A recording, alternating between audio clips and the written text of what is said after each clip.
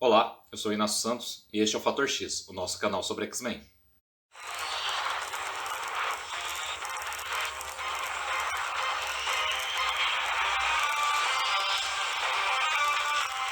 Hoje, dia da playlist X-Men Principais Personagens e com um dos personagens tão antigos quase quanto os X-Men. Não sabe quem eu sou? Sou um fanático! Que fez sua primeira aparição no número 12 da revista X-Men, do primeiro volume, ou seja, no primeiro ano de existência dos mutantes. Ken Marco, ou Ken Marco, é o irmão de criação do Professor Xavier. Eles se referem a ele nas revistas em quadrinhos como meio-irmão do professor, mas é um uso que se dá em inglês, que se dá nos Estados Unidos para esse tipo de relação. Ken tem seu pai, que não é o pai biológico de Xavier, e sua mãe, que também não é a mãe biológica de Xavier. Então eles não são meios irmãos, como nós chamamos aqui no Brasil. A verdade é que o pai de Ken Marco é o padrasto de Charles Xavier. Depois da morte de Brian Xavier, o Dr. Kurt Marco se casou com Sharon Xavier, a mãe do Professor X, a mãe do jovem Charles Francis Xavier, e os dois rapazes foram morar juntos. O número 12 da revista X-Men foi publicado no Brasil em X-Men Classic Série 2, número 1, e é uma história muito boa. É uma história de super-heróis, mas ela tem todo o ritmo de uma história de suspense. O Professor X vai nos contando a origem, o que aconteceu com seu irmão, a relação entre eles, enquanto o próprio irmão dele está invadindo a Mansão X. E o professor está advertindo os X-Men que aquele é um inimigo, um adversário extremamente perigoso. E aí ele conta, conforme ele vai contando a origem, nós vamos vendo aquele ser gigantesco avançando, derrubando paredes, derrotando as defesas da Mansão X, mas nós não vemos seu rosto, não vemos sequer sua aparência. Ele é uma silhueta em movimento, uma silhueta muito grande, mas apenas uma silhueta. E no final nós vamos ver a aparência de Ken Marco. Eu confesso, é um pouco decepcionante depois de toda a expectativa que cria o Professor X. E olha que eu já conheci o personagem. Mas nós também vamos ter terminado de conhecer a origem de Ken Marco. E eu vou contá-la agora. Ken Marco, então, foi viver com o Charles Xavier quando seu pai, Kurt Marco, se casou com Sharon Xavier. Os dois nunca fizeram amizade. Né? O Ken sempre se ressentiu da inteligência do Xavier. Ele próprio, muito bruto, muito voltado para os esportes, o pai dele tentou mudar à força essa característica dele, o que só lhe causou mais sofrimento. Então o Ken foi colocado em um colégio para superdotados quando ele mesmo não era, e como não acompanhava os estudos, ele sofria trotes físicos, violência dos outros alunos, e aprendeu dessa maneira que deveria se impor pela força. Então, um pouco mais velho e já com certo tamanho, ele começa a fazer isso àqueles que são mais frágeis, e um bom alvo é o Charles Francis Xavier, seu irmão de criação. Apesar dos pesares, os dois convivem juntos na medida do possível. E o Dr. Kurt Marco vai morrer pouco tempo depois. Ele vai gastar seus últimos minutos de vida para salvar os dois de um incêndio iniciado por Ken. Durante uma discussão com o pai, ele dá uma pancada em produtos químicos. Eles, ao se misturarem, entram em combustão e o laboratório do Dr. Kurt começa a pegar fogo. Era o laboratório doméstico dele, dentro da Mansão Xavier. Dr. Kurt então salva primeiro Charles Francis Xavier e depois Ken Marco. Esse ressentimento então entre os dois vai aumentar por essa escolha que o pai fez. Intoxicado pelos gases da queima daqueles produtos químicos, o Dr. Kurt vai morrer pedindo desculpas ao Xavier por tudo que ele causou, e fica implícito em vários momentos em que esse flashback é feito, não só na primeira vez em que ele aparece, que Kurt matou o companheiro de pesquisa, que Brian Xavier, antes, que foi o que fez que Sharon Xavier ficasse viúva, então antes dele se casar com a mãe de Xavier. Né? Mas isso não fica muito claro nessa história de origem. Essa história de origem não nos garante que foi isso que aconteceu. Mas, voltando, ele vai dizer ao Charles que não permita que Ken perceba que Charles é um mutante. Ele já percebeu isso e fala, ele já se ressente muito de você. Se souber de seus poderes, acabou, meu amigo. Bom, os dois, como eu disse, continuam convivendo junto apesar disso, mas a distância entre os dois aumenta muito. E depois, durante a Guerra da Coreia, os dois vão servir juntos. e Ken vai desertar. No meio de um ataque onde tudo deu errado, um ataque das tropas americanas, Ken começa a ver o bombardeio das tropas inimigas e foge. E Charles Xavier, apesar de toda a distância entre os dois, quer impedir que o irmão, ele o trata como irmão, quer impedir que o irmão seja preso como desertor. Então ele o persegue e tenta demovê-lo da fuga. Os dois vão acabar parar num abrigo, num templo ao deus demônio Sitorak. E lá, um rubi, onde há inscrições inteligíveis, mas que, vejam bem, Ken Marco é capaz de interpretá-las apenas de olhar. O rubi meio que o chama, o ajuda na tarefa de lê-lo. E, conforme o Charles vê, tanto a leitura, né, ele consegue ouvir em inglês as palavras que o Ken está pronunciando, que o Ken está fazendo um pacto com uma entidade ao ler aquelas palavras, ao aceitar os poderes de Sitorak, os poderes das faixas escarlates de Sitorak. Charles, então, percebe a transfiguração que o irmão está sofrendo e não espera para ver o resultado. Ele atira para cima e soterra os dois no templo. Charles vai conseguir rastejar para fora e vai achar que o irmão não sobreviveu. O irmão se tornou, na verdade, uma força imparável da natureza e só não saiu da caverna porque estava imóvel, mas uma vez que ele inicia sua marcha, nada pode detê-lo. E algum tempo depois, ele consegue, alguns anos, se libertar da caverna. Aí nós não sabemos exatamente o que, se alguém foi escavar a região, se uma pedra que seja rolou, mas ele começou a fazer o movimento e aí não pôde mais ser parado, se libertou e ele volta à Mansão Xavier, porque a Mansão Xavier onde Charles educa os X-Men e criou o seu centro de treinamento é a Mansão Xavier onde eles passaram a infância, a mansão de Brian e Sharon Xavier. Então o Fanático volta para ter sua vingança. Ele vai ser derrotado pelos X-Men. Nós vamos descobrir a sua grande fraqueza, né? E vamos ver sua armadura, vamos conhecer toda ela e vamos perceber que é o capacete que traz um escudo mental. E uma vez que ele é separado do resto da armadura, sua mente, muito simples, diga-se de passagem, é alvo da telepatia de Charles Xavier e assim ele é imobilizado. Ken Marco é derrotado e preso, mas ele vai se libertar várias vezes, e não só para enfrentar os X-Men. Ken Marco vai ser inimigo recorrente do Homem-Aranha, depois do fundado Excalibur, mas ainda não estamos na etapa em que o Excalibur surgiu, então eu vou pular essa parte. Ele vai enfrentar o Thor, e inclusive se você quiser ver as referências das aparições do Fanático em outras revistas, tem um filme muito bom para indicar para você. Deadpool 2, quando é revelado, o Fanático está preso, a gente vê que tem uma coisa que parece tipo um bicho-papão, de vez em quando faz uns barulhos lá numa cela do centro de detenção mutante, onde está o Deadpool e onde está a Rusty Collins, mas nós não sabemos quem é. E aí tem uma hora que ele se liberta e nós vemos que quem fazia todos aqueles barulhos, quem era gigantesco, a ponto de fazer tremer toda a prisão quando se movia, era o Ken Marco.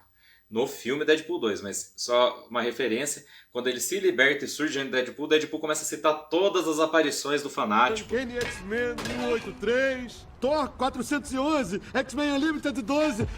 Nesse seu começo de carreira nas revistas mutantes e nas outras revistas. Então ele fala da revista do Thor, em que o Fanático apareceu. É uma cena muito boa.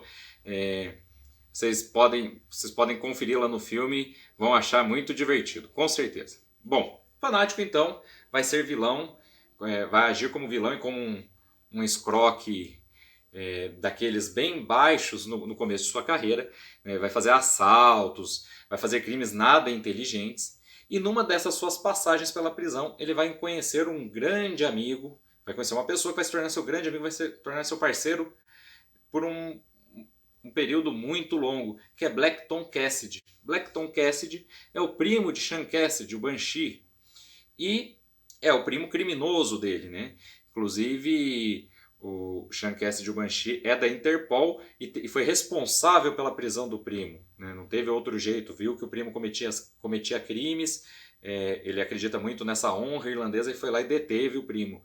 Primo esse que serviu de pai para uma filha, né? Teresa O'Rourke Cassidy, que depois nós vamos conhecer nas revistas dos X-Men, vamos ver melhor na saga da Ilha Muir, inclusive quero falar um pouquinho da saga da Ilha Muir no final do vídeo, e depois ele vai estrear mesmo na X-Force.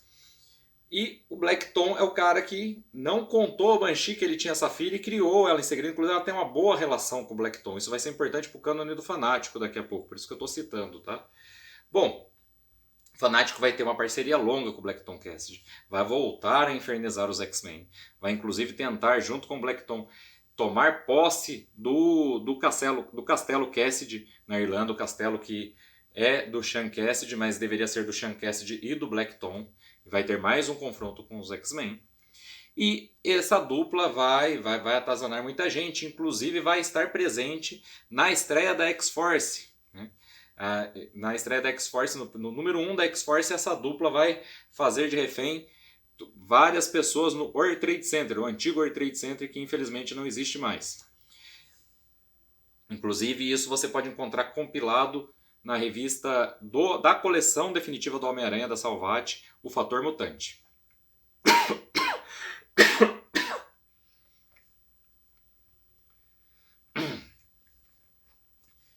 Bom, essa parceria de crimes dele vai se tornar uma parceria um pouco maior em determinado momento. Blackton Cassidy tem poderes de manipulação de energia. Ele consegue acumular energia no seu corpo e liberá-la. E ele libera através de utensílios de madeira. E precisa ser madeira não trabalhada, precisa ser madeira virgem tirada da árvore. Então ele sempre carrega um cajado, que é uma espécie de galho, para poder disparar suas rajadas. E o Blackton se sente muito inferior, apesar dele ser o cérebro da dupla, muito inferior em relação ao Ken. Então, em um determinado momento da carreira dos dois, ainda nos primórdios da carreira dos dois, o Fanático vai ter a brilhante ideia de levar o Blackton ao templo para que ele também possa tocar a pedra e receber os poderes do Fanático. Mas ele percebe que com isso ele produz dois fanáticos muito fracos. E aí ele acaba por, no final, pegar de volta todo o poder do Fanático e arremessar a pedra no espaço para que ninguém mais possa obtê-la e assim dividir o poder do Fanático e ele ficar fraco novamente. O Fanático vai continuar então sua carreira de crimes, o Blackton vai continuar sua carreira de crimes ao lado do Fanático, mas com seus poderes mesmo, usando seus poderes de manipulação de energia, disparando as rajadas através da madeira. Não vai mais se ressentir disso, não foi nada bom para os dois ter dois meios fanáticos, né? E eles vão continuar durante muito tempo. E a aparição deles no primeiro número da X-Force, né, no arco inicial da X-Force, vai se dar por causa do sequestro do World Trade Center. Mas também vai introduzir uma personagem X-Force, que é a Teresa Horror Cassidy, a Sirin, que é a filha do Banshee. Ela vai voltar, né, ela está trabalhando na Interpol como pai, e ela tornou uma questão de honra prender o tio. Por mais que, inclusive, ela deva muito ao tio, porque o tio foi quem a criou. Então ela vai ser uma adversária recorrente da dupla Fanático e Blackton Cassidy. Inclusive na minissérie de estreia do Deadpool, ele fazendo um papel mais de super-herói, ele vai enfrentar Fanático e Blackton Cassidy porque eles querem roubar o seu fator de cura. Porque o Blackton Cassidy, a mutação dele, começa a se desestabilizar. E ele começa a ter uns lugares onde cresce madeira, né? Ele tem ligação com a madeira. E é parte, inclusive, de algo que vai se desenvolver mais adiante, criar mais problemas para o Blackton. Mas naquele momento ele precisa de um fator de cura. E o fator de cura do Deadpool é derivado de um transplante que ele recebeu do Wolverine, do Logan. Então eles capturam a pessoa que fez esse transplante, o professor, que também é de um derivado do projeto Arma X, e juntos orquestram a prisão do Deadpool. Então o Deadpool vai passar a se tornar um inimigo do Fanático e do Blackton, né? Ou melhor, como ele que é o herói, né, eles vão se tornar inimigos, parte do seu cano, inimigos recorrentes dele. Porque eles vão capturá-lo, vão tentar usar seu fator de cura, mas o Blackton, nas palavras dele mesmo, diz que a cura é pior que a doença. Não sabe como o Deadpool aguenta aquele fator de cura. E o Deadpool, todo deformado, com diversas dificuldades, porque a verdade é que esse transplante que eles fizeram a partir do Wolverine não funcionou bem nele. Principalmente porque ele tinha um câncer que não parou de crescer com o enxerto do fator de cura. Mas o Blackton começa a sofrer, pede para desfazer o processo e acaba sendo preso, praticamente se entregando por Teresa Horror Cassidy com a ajuda do Deadpool. E aí nós vemos o quão, apesar de ser um vilão, tem coração mole o Fanático. Né? O Fanático que libertou o Blackton da cadeia não resiste à prisão do Blackton porque ele precisa de tratamento. Ele poderia impedir a prisão do amigo, mas o amigo precisa de tratamento, então ele vai permitir que eles o levem.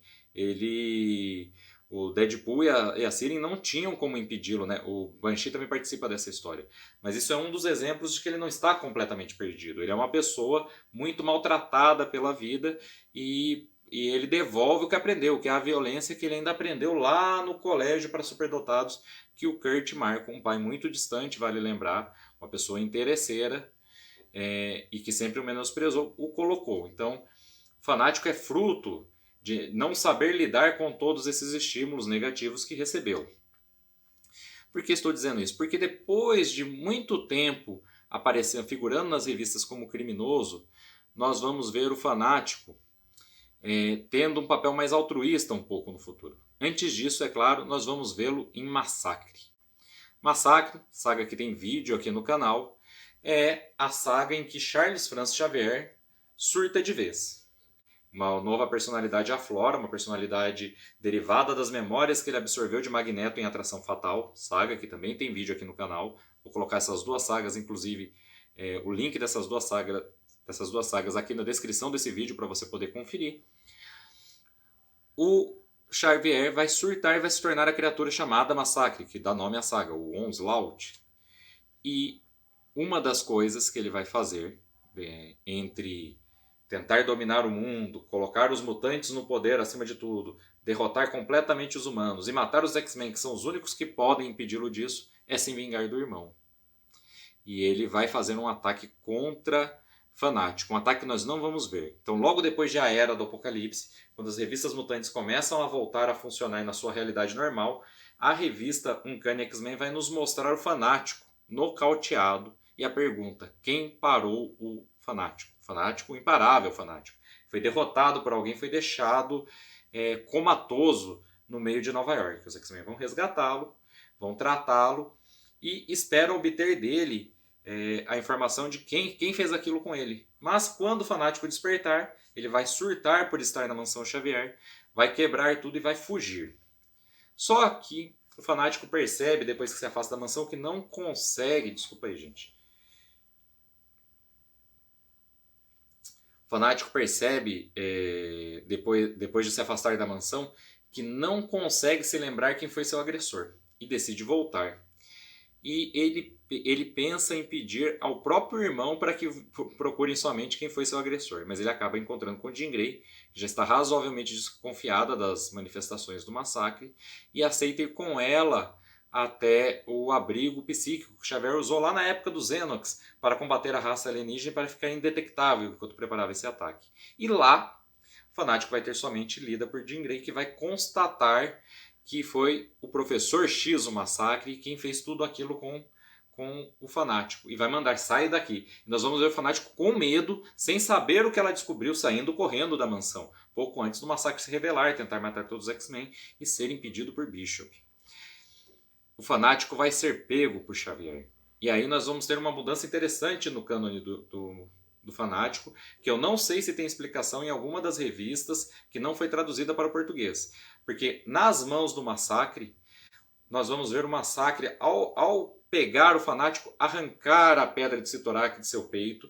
E também não faço ideia de como Xavier, com poderes psíquicos, e mesmo com uma armadura que simula poderes magnéticos, que a armadura do massacre imitava também os poderes de Magneto, como ele foi capaz de fazer isso, mas ele prende o Fanático dentro da joia de Cyttorak.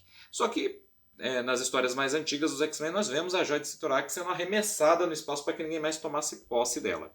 Então fica um pouco confuso isso. Talvez ao ele se tornar o Fanático e ter todo o poder de Cyttorak, existisse uma joia no seu peito que era derivado desse processo. Mas a joia original de Cyttorak nós vimos ser arremessada no espaço lá naquela história em que ele dividiu o poder com Black Tom Cassidy. Bom, preso dentro da joia, o Fanático vai encontrar um mundo espiritual, um mundo dentro da joia, a exemplo do que existe dentro da joia espiritual do Adam Warlock, e um mundo de demônios, de sucubos, de incubos, governado por Cyttorak. E Cyttorak quer possuir o Fanático para voltar ao mundo físico, ao nosso mundo, usando o seu corpo, não mais como um instrumento que ele manipula com vontades e desejos que ele tenta impor a ele, mas sendo ele próprio o proprietário do corpo. Ele quer possuir o Fanático. E os dois vão lutar E o Fanático vai vencer a luta e dá a entender que ele mata Sitorak. E ele recebe todo o poder de Sitorak sem nenhum tipo de exigência, porque agora não existe, pelo menos naquele momento, Sitorak se parte em milhões de pedaços. Sitorak não mais o manipula, aparentemente. Bom, Fanático então vai voltar. Ele foi ajudado pelo ancião Golmur, que tentou fazê-lo escolher um caminho de luz, mas não foi possível. Fanático então vai voltar à sua vida de crimes ao deixar a Mansão X com todo o poder de Sitorak, sem Sitorak para influenciá-lo. Porém, ele não vai cometer os tais crimes. É bem engraçado, porque talvez, não sei se Sitorak está se recompondo no plano espiritual dentro da joia, porque Sitorak vai voltar a aparecer, mas com Sitorak desfeito, com Sitorak derrotado, ele acaba que é uma boa pessoa apesar de seus traumas. Então, numa fase seguinte, nós vamos ver o Fanático, ainda na sequência do massacre, ele vai ser jogado em outra realidade, o Ultraverso, o universo de super-heróis da Malibu Comics, que foi comprada pela Marvel. E o Fanático, dentro desse universo, vai se tornar um super-herói. Ele e alguns outros vilões que foram arremessados por um ataque brutal que o Massacre faz contra a cidade de Nova York, que chega a romper as barreiras entre as duas realidades.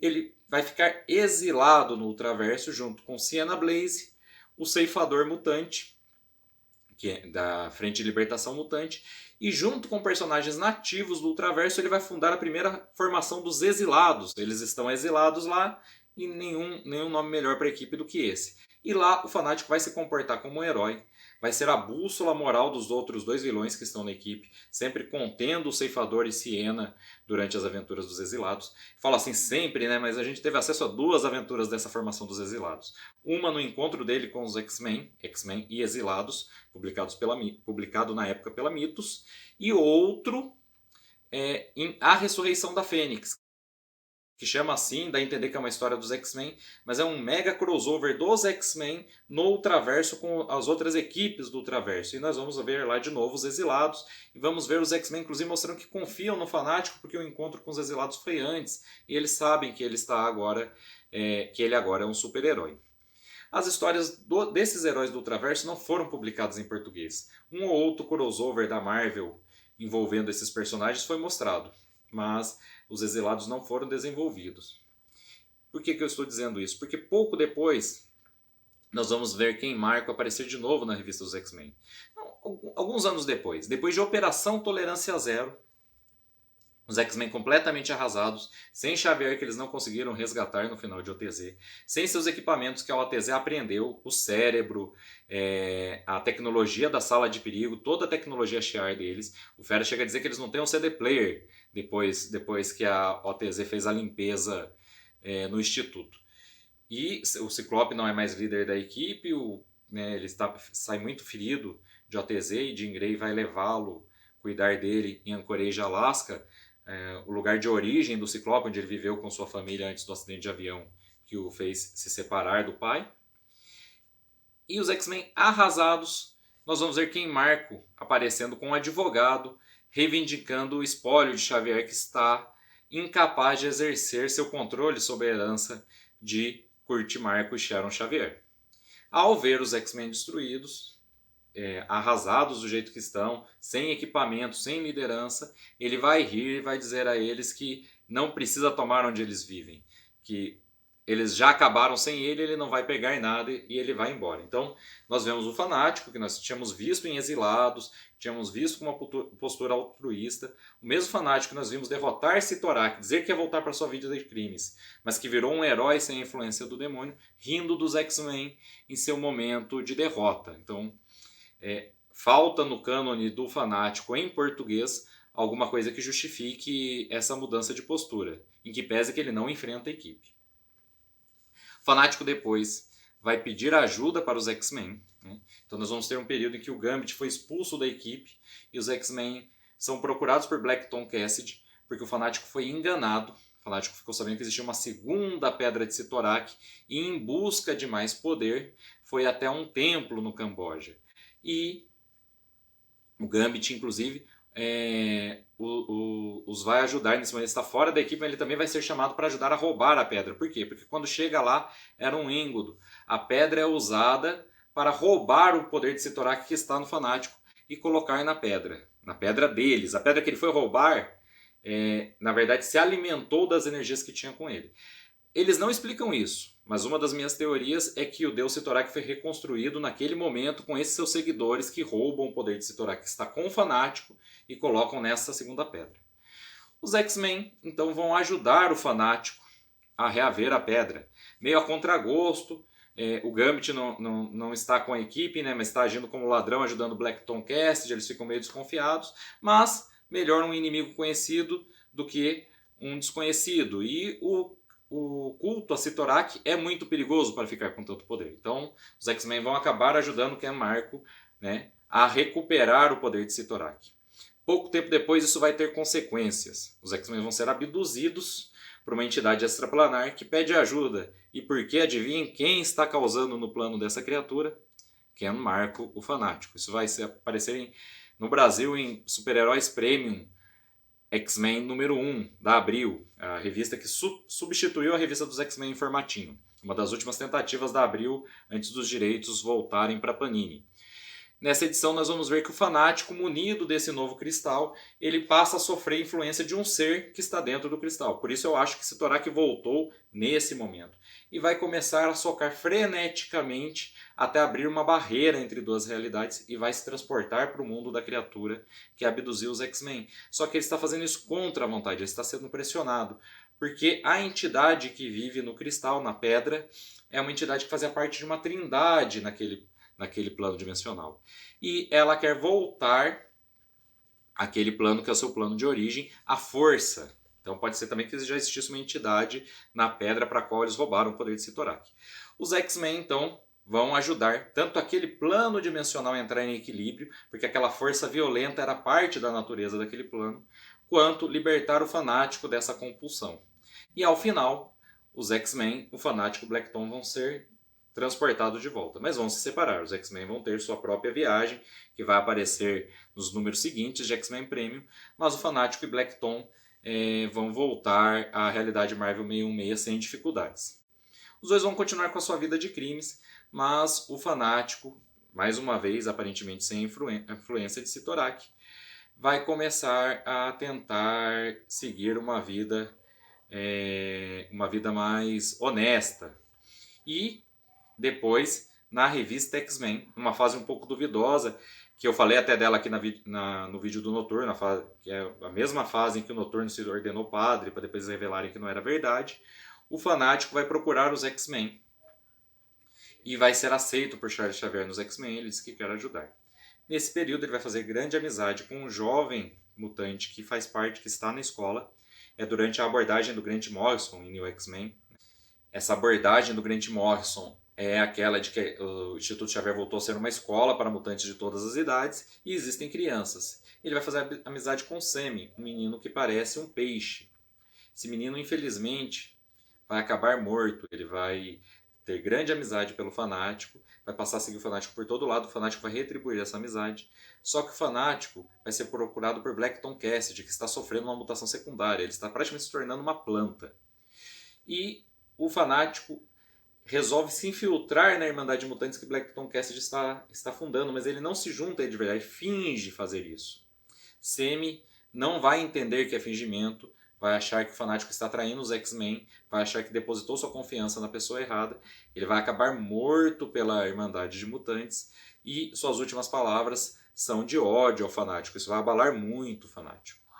O Fanático, então, vai se perder pouco depois disso, nessa mesma fase vai acabar junto com Noturna, que também estava na Irmandade de Mutantes. Noturna, que eu vou explicar melhor quem é no vídeo dos Exilados, e não os Exilados do Fanático, os Exilados aí da Marvel mesmo, né, que o Fanático foi pro Traverso na época, os Exilados que vão ter vídeo aqui nessa mesma playlist, X-Men Principais Personagens, já está pedido pelos inscritos, vai ser um dos nossos próximos vídeos. Mas a Noturna, membro dessa equipe, filha de um Noturno alternativo e da Feiticeira Escarlate, também estava infiltrada na Irmandade de Mutantes, e ela, junto com o Fanático, no desfecho desse arco, vão parar no Mojoverso.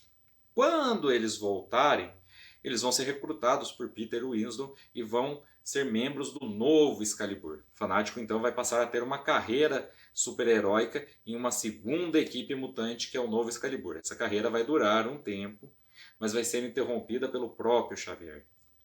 Xavier faz parte dos Illuminati, uma organização de personagens do universo Marvel que manipulam os outros personagens em prol do que eles consideram um bem maior, né? Então nós vamos ver Tony Stark, Namor, o próprio Pantera Negra, vários desses governantes e seres com super inteligência do universo Marvel se organizando para fazer esses planos.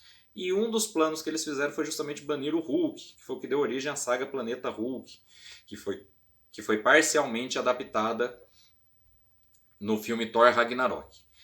Bom, o que vai acontecer? Os X-Men vão ser atacados pelo Hulk buscando vingança contra Xavier, que o exilou durante a saga Planeta Hulk. E os X-Men vão ser derrotados miseravelmente pelo Hulk. E Xavier vai pedir ajuda ao irmão. O irmão vai vir, vai ser derrotado pelo Hulk e vai procurar a entidade Sitorak, que vai fazer um novo pacto com ele. Ele vai receber novos poderes de Sitorak, vai se tornar muito mais poderoso, mas não vai vencer o Hulk. O tempo que ele leva para receber esses novos poderes e voltar para confrontar, o Hulk já conseguiu o que queria e o Hulk parte. Eles até trocam alguns socos, mas o Hulk parte sem ser derrotado pelo Fanático. E o Fanático diz ao Xavier, manda dizer ao Xavier, né, manda dizer aos X-Men dizerem ao Xavier que ele não é mais o herói que ele era antes, porque ele reatou seu pacto com o Sitorak, infelizmente. Ele ainda vai ter um arco fechando sua trajetória com o Excalibur, vai ajudar o Excalibur. Depois disso, o Fanático, então, deveria voltar a ser um vilão, mas ele vai acabar sendo preso numa das suas primeiras atividades e vai integrar uma outra equipe não mutante da Marvel. Ele vai passar a ser parte dos Thunderbolts. Os Thunderbolts são aqueles vilões da Marvel que fazem um acordo com o governo para reduzir sua pena e trabalham para o governo como super-heróis. E o Fanático vai ser membro dessa equipe. Vai agir como super-herói. Ele volta a ser vilão e volta a ser super-herói de novo porque é um vilão. Porque é preso, aí eles colocam ele nos Thunderbolts. Mas ele também vai sair dos Thunderbolts porque durante a saga do Thor, mas que se expande para todo o universo Marvel, o próprio medo, foi assim que foi traduzido em português, a essência do medo, que é Fear in Self, ele vai receber um martelo em posse de um martelo dado por essa entidade, e sem controle de si, o Fanático vai começar a arrasar São Francisco. Os X-Men vão tentar impedi-lo, os X-Men estavam instalados em São Francisco nessa época. Vão ter grande dificuldade e vão procurar a própria entidade Sitorak no mundo dentro da joia, com a ajuda de Liana Rasputin, que é capaz de navegar entre os mundos com seus discos de teleporte.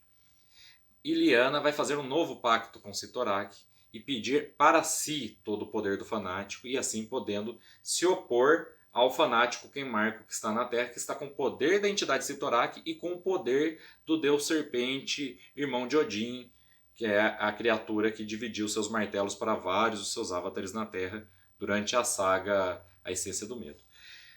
Na hora de receber o poder de Sitorak, quem vai entrar aí na frente e receber todo esse poder para proteger seu floquinho de neve é Colossus, que já havia perdido para o vírus legado, ela havia retornado há pouco tempo e ele não aceita que ela possa se corromper. Então ele assume esse fardo e se torna um novo Fanático durante algum tempo. Marco vai ficar desaparecido depois de derrotado pelos X-Men, e com o fim da saga A Essência do Medo, ele vai perder o martelo que o Deus Cobra, que o Deus Serpente distribuiu aos seus avatares, então vai voltar a ser um humano normal durante algum tempo.